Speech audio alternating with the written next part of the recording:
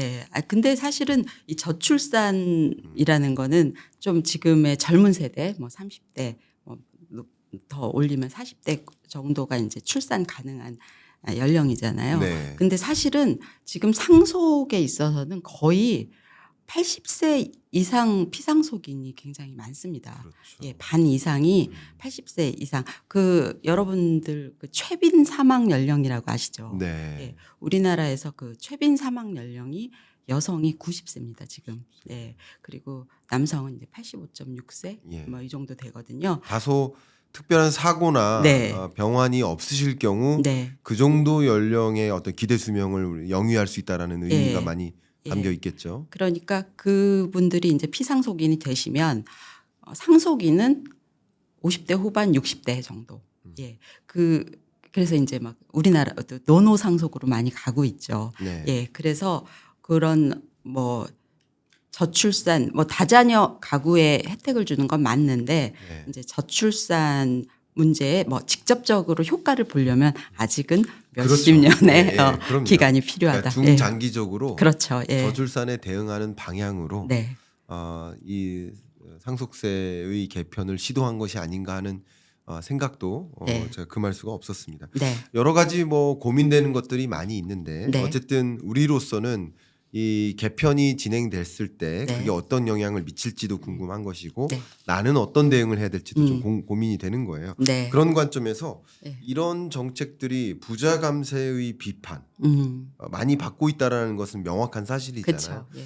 그런 부분 좀 더 명확히 설명해 주시면 감사하겠습니다. 사실은 우리나라의 상속 세율이 네. 세계적으로 굉장히 높은 걸로 알려져 있잖아요. 그래서 이제 최대 세율은 일본에 이어서 OECD 국가 중에서 2위다. 네. 뭐 이런 얘기도 있고 한데 뭐 이쪽 기업하시는 분들이나 이런 분들은 참 이게 가업 상속이 이 상속세 때문에 네. 가업 상속이 어렵다 보니까 코리아 디스카운트의 어떤 원인으로 또 작용한다. 그런 주장을 많이 해오셨어요. 그동안 직접적인 인과관계를 알 수는 없는 거잖아요. 네. 예. 예. 어떻게 생각하세요? 제가 예. 그 윤석열 대통령이 예. 처음 그 상속세 발언을 할 때 네. 마침 제가 YTN 생방송 출연이었어요. 네. 그래서 그게 속보로 다뤄진 거예요. 네. 그래서 상속세를 개편하면 네. 부자 감세적인 방향으로 네. 상속세를 개편하면 그게 코리아 디스카운트 문제를 해결할 수 있습니까?라는 네. 앵커의 그 갑작스러운 질문이 있었어요. 네. 그래서 제가 네. 뭐라고 말씀드렸냐면 네. 그 방송 찾아보면 있습니다. 네. 상속세와 네. 코리아 디스카운트 간의 관계를 네. 어떤 방식으로도 규명해내기가 어렵겠다라고 네. 솔직히 네. 제가 지식이 짧아서 네. 규명을 해낼 방법이 없겠다라고 네. 말씀을 드렸었어요. 네. 코리아 디스카운트의 이유는 네. 상속세 문제가 아니라 네. 다른 부분의 이유들이 강해요. 그렇죠. 굉장히 많아요. 예. 그런데 굉장히 그쪽의 입장에서 네. 생각을 많이 해보면 네. 타당한 어떤 고리를 찾아볼 수는 있어요. 네. 뭐냐면 실제 음. 많은 투자자들이나 자본가들이 네. 한국의 부동산을 보유하려 하지 않아요.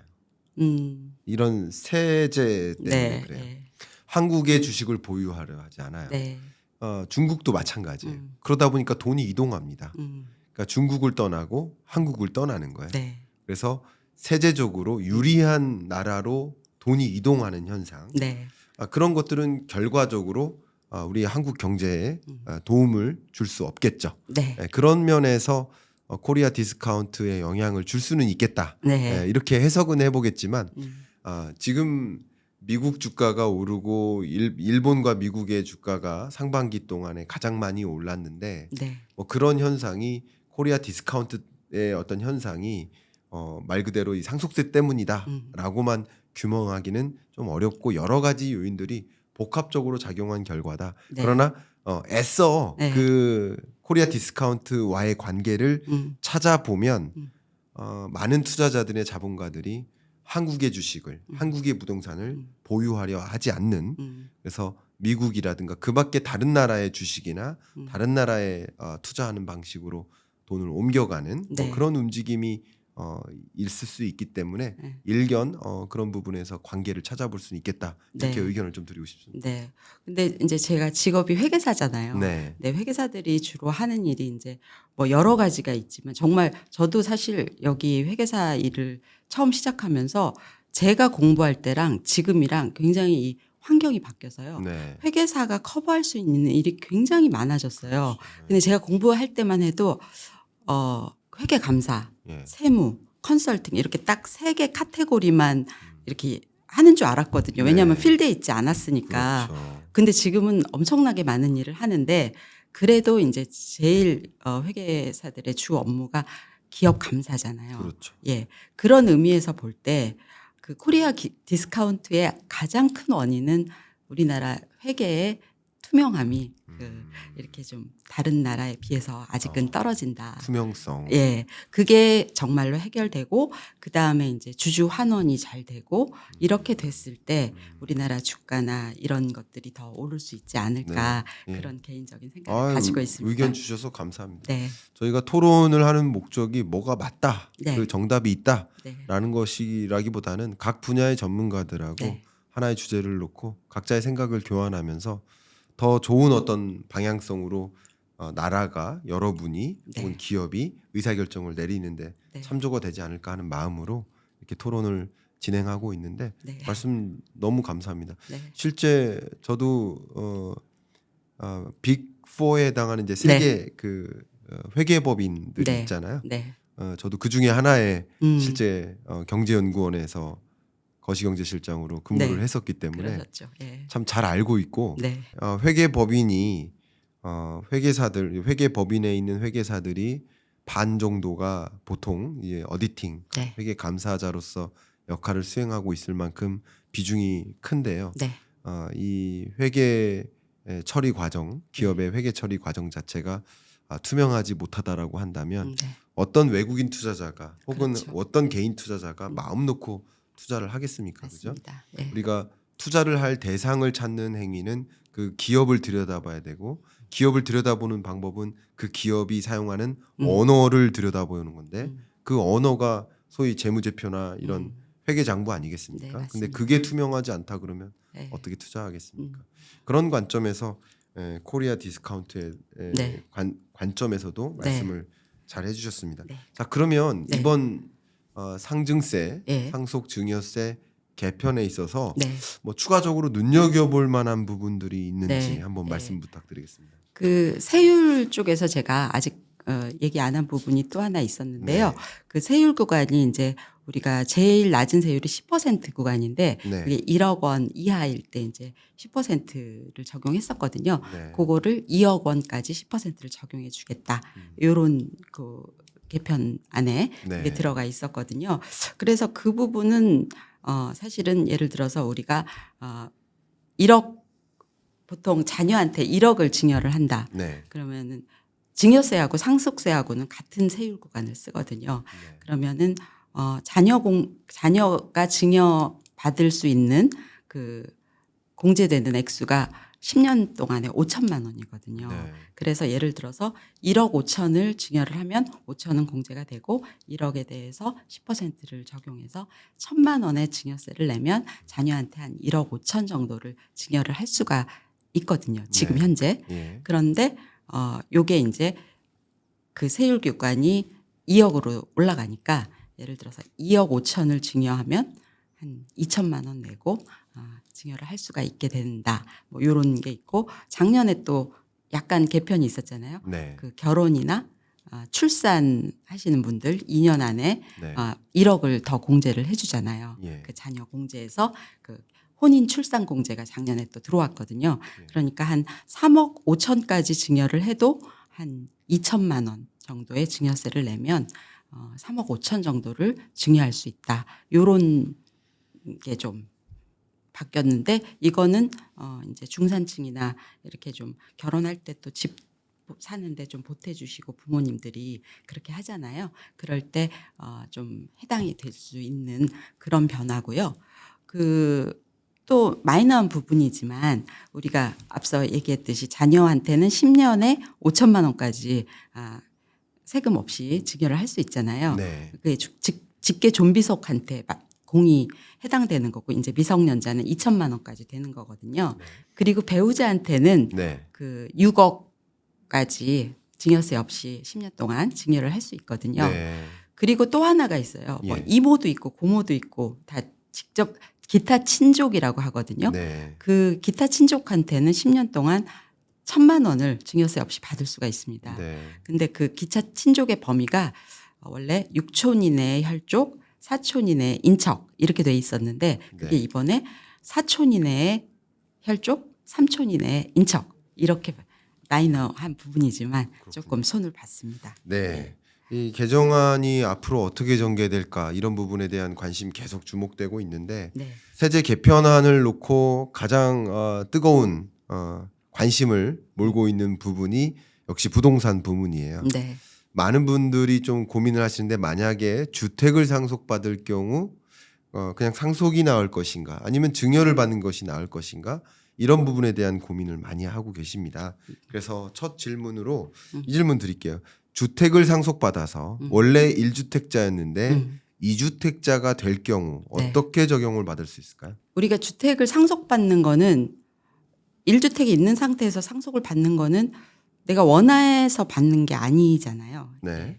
가지고 내가 원래 살고 있는 집이 있는데 부모님이 돌아가셔서 이제 받게 되는 거니까 거기에 대한 불이익이 있으면 안 되겠죠. 네. 그래서 주택을 상속을 받으면 제가 일반 주택을 팔게 되면 내가 네. 원래 가지고 있었던 일반 주택을 팔게 되면 그게 이제 1세대 1주택 그 비과세 요건에 해당이 되면 그게 그대로 적용이 됩니다. 일시적 2주택자로서의 네. 평가를 받는 것이고 거의 그렇죠. 그렇죠. 예. 그런데 상속받은 주택을 양도하게 될 경우 그럴 그때는 때는 어떨까요? 그 일반 세율을 적용을 받습니다. 네, 이게 달라지는 거죠. 네, 네. 그러니까 네.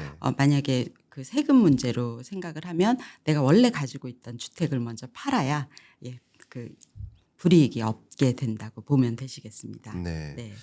자, 이 부동산 관련해서 추가적인 질문을 드려보려고 하는데 이 상속을 받을 이 상속인들이 자녀들이라고 해볼게요. 근데 자녀가 여러 명이다라고 했을 때 그러면 부모님이 유언을 해주시면 사실은 큰 문제 없잖아요. 맞습니다. 근데 유언 없이 돌아가셨을 때 네. 그때로 이제 가정을 해보면 자녀들끼리 주택을 공동 상속받게 되는 그런 상황에 놓이게 되지 않겠습니까? 네.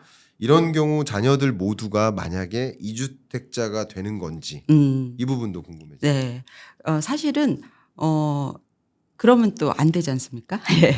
그래서 그게 규칙이 있는데요. 네. 맨 처음에 상속 지분이 가장 큰 사람의 주택 수에 포함이 됩니다. 네. 한 개만. 네. 그렇죠? 이 집이 한 채니까. 예를 들어 3명이 받았다. 40대, 30대, 30이다. 그러면 지분 40인 사람의 주택 수에 포함이 됩니다. 네. 그리고 근데 그냥 33.3% 네. 그냥 똑같이 그렇죠. 받았다. 이랬을 때는 그 상속주택에 거주하는 사람의 주택수에 포함이 됩니다. 네. 예. 근데 상속주택에 거주한 사람이 없을 수도 있고 그렇죠. 또 뭐 형제가 둘인데 둘 다 상속주택에 거주할 수도 있잖아요. 그렇죠. 그럴 경우에는 연장자의 주택수에 포함이 됩니다. 그래서 이제 그 주택수에 포함이 되지만 종부세 같은 경우에는 상속 후 5년 내에는 종부세가 부과되지 않고요. 그 지분율이 40% 이하이거나 지분의 공시가격이 6억 원, 그 비수도권에선 3억 원 이하면 주택수에 이렇게 가산되진 않습니다. 그러니까 네. 뭐 집이 뭐 2채였는데 이게 들어왔다 그래서 3주택이 되는 건 아니라는 말씀입니다. 그렇군요. 네. 이런 부분들이 좀 여러분들 입장에서는 이제 복잡하게 그렇죠. 느껴질 수 예. 있어요. 그렇죠? 근데 그 주위에서 굉장히 흔하게 물어보는 그럼요. 질문이에요. 예. 제 주변에서 이제 부모님 돌아가신 그 나이 때가 예, 그러다 예. 보니까 이런 부분 질문 굉장히 맞습니다. 많이 하고요. 예. 그래서 이게 또 증여랑 좀 차이가 있는 게요. 네. 예를 들어서 부모님이 이렇게 남매가 있는데 남매한테 집 한 채를 공동으로 증여를 할 수가 있잖아요. 그렇죠. 50대 예, 50 예. 지분으로. 그랬을 때는 각자 2주택이 되는 거예요. 그렇군요. 예. 네. 상속일 때는 한 사람만 대표로 2주택이 되는데 증여의 경우에는 이거는 뭐 내가 안 받을 수도 있는 거잖아요. 그렇죠. 이거는 그러니까 그때는 공동 증여라도 네. 각각 2주택이 된다. 네. 상속하고 다른 점이 되겠습니다. 정리를 한번 해본다면 네. 어쨌든 부모님이 돌아가시면서 네. 상속할 주택이 하나 있다라고 했을 때 세 네. 자녀가 있다라고 한다면 네. 상속의 경우에는 셋 중에 한 명이 네. 어쩌면 1주택자로서 부여를 받는 것이고 네. 그죠? 한 채가 더 한 채가 얹어지는 더 거죠. 추가되는 것이고 증여를 하게 될 경우 네. 둘 다 증여의 대상이 된다. 이렇게 네. 정리를 해볼 수 있겠네요. 예, 둘 다 이제 주택 수가 하나씩 그렇죠. 늘어난다. 그렇죠. 예, 이렇게 정리가 되겠습니다. 그렇게 정리를 해볼 수 있을 것 같습니다. 네. 이렇게 증여까지 상속 증여까지 이게 쭉 말씀을 나누고 있는데 네. 그러면 네. 결론을 한번 내보겠습니다. 주택은 네. 상속을 받는 게 좋은 건가요? 증여를 받는 게 좋은 건가요? 가장 어려운 질문이죠. 네. 네, 이거는 사실 정답이 없고요. 그렇죠. 근데 사실은 우리나라 상속세는 네. 뭐 작년에 굉장히 많이 나왔던 말인데 네, 그 피상속인 기준으로 과세가 되는 유산세 체계입니다. 네, 그러니까 뭐 몇 명이 받던 그 상속세는 변함이 없습니다. 네, 그런데 증여세는 수중자를 나눌수록 이게 좀 세가 줄어듭니다. 네, 세금이 줄어듭니다. 왜냐하면 약간 유산 취득세 방식을 취하고 있기 때문에 그렇습니다.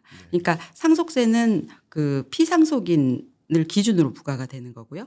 증여세는 받는 사람 기준으로 네. 부과가 되는 거거든요. 예. 그래서 예를 들어서 증여는 이렇게 좀 나누면 좀 증여세가 줄어들기 때문에 그런 부분이 있지만 또 상속세는 상속공제라는 게 있잖아요. 네. 그러니까 그런 거를 또 다 종합적으로 봐야 되고 이 사람이 집을 가지고 있느냐 가지고 있지 않느냐에 그렇지. 따라서도 굉장히 예. 달라지고 그러니까 이거는 정답이 있을 수가 없게 다 케이스 바이 케이스일 그렇지. 수밖에 없는 거잖아요. 네. 그래서 사실은 이런 부분을 결정할 때는 전문가의 도움이 꼭 필요하다고 생각을 합니다. 그 제가 생각하기에 우리나라 사람들이 유독 전문가에 대한 컨설팅 비용을 굉장히 아끼는 경우가 있어요. 네. 그 이렇게 막 재산 분쟁이 많잖아요. 그 네. 변호사 사무실에서. 네. 근데 그게 너무 이제 계약서 같은 게 허술하기 때문에 이제 분쟁이 많은 건데 네. 오피스텔 하나 사는 계약서나 100억 넘는 빌딩을 사는 계약서나 그 한 장짜리 표준 계약서 있잖아요. 네. 그걸로 다 한다는 거예요. 네. 그래서 사실은 이렇게 좀 큰 금액이 움직일 때는 이거를 조금 더 전문적인 분들한테 좀 상의를 해서 좀 자세히 세세하게 쓰는 게 필요하거든요. 또 그런 법률 부분의 자문이 필요하면 또 도움을 받고 세무 부분의 자문이 필요하면 회계사나 세무사에 또 자문을 받기도 하고 요렇게 좀 하시는 게 결과적으로는 컨설팅 비용 뭐 얼마 아끼는 것보다 본인의 재산을 지키는데 더 중요하다고 생각을 하거든요. 네. 예, 그래서 그 부분을 여러분께 꼭 말씀드리고 싶은 게 이제 무슨 집을 완전히 팔아서 등기까지 넘어간 상태에서 양도세 신고하러 오시는 분들 계시거든요. 근데 그때는 뭐 절세고 뭐고 해줄 수 있는 게 아무것도 없어요. 왜냐하면 이미 등기 넘어가고 세금은 정말 그게 넘어가면 잔금까지 내면 그건 끝이에요. 그거를 그때 가서 되돌릴 수는 없어요. 그렇지만 계약을 하기 전이라든지 최소한 뭐 중도금이나 잔금을 치르기 전에 이렇게 와서 컨설팅을 받으면 뭔가 이렇게 좀 잘못된 부분이 있으면 바로잡고 시간이 있거든요. 네. 그러니까 그런 부분을 좀 잘 유념을 해두셨으면 하는 바람이 있습니다. 좋겠습니다. 네. 자, 그럼 말씀하신 부분에서 이제 네. 연금 이야기를 하고 하러 넘어가기 전에 네. 지금 현재 근무하고 계시는 재정회계법인에서 네. 이제 한국상속증여연구소라고 또 맞습니다. 부설연구소가 있고 예. 거기 계시는 이제 나초로 회계사님께서 대표님이시죠. 예. 상속을 지금 준비해라 네. 라는 이 책을 매년 개정해서 내고 계시잖아요. 네. 예, 그래서 이 책에서 상속을 왜 지금 준비해야 한다라고 네. 하는지 이 부분 간단하게 예. 말씀 부탁드릴까요? 예. 그래서 제가 말씀드렸다시피 네, 이렇게 재산이 있으면 그거를 상속을 해서 유리할 수 있고 또 증여를 해서 유리할 수가 있고 아니면 상속과 증여를 이렇게 나눠서 할 때 또 유리할 수가 있거든요. 네. 그래서 그런 부분들을 어떻게 하면은 절세를 할 수 있을 것인가에 대한 네.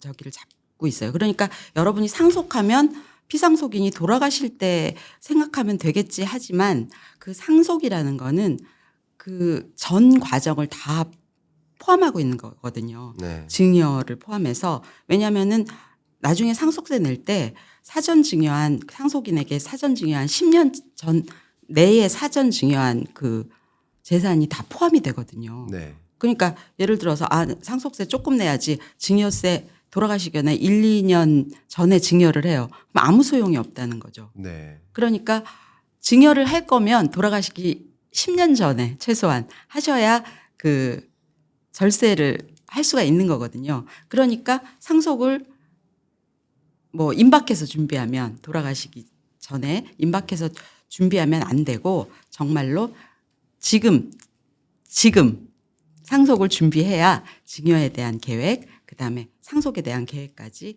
다 아우를 수가 있다. 그런 의미를 담고 있는 제목이라고 생각합니다. 네. 상속을 지금 준비하셔야 합니다. 네, 말씀 감사합니다. 지금까지 뭐 긴 시간 네.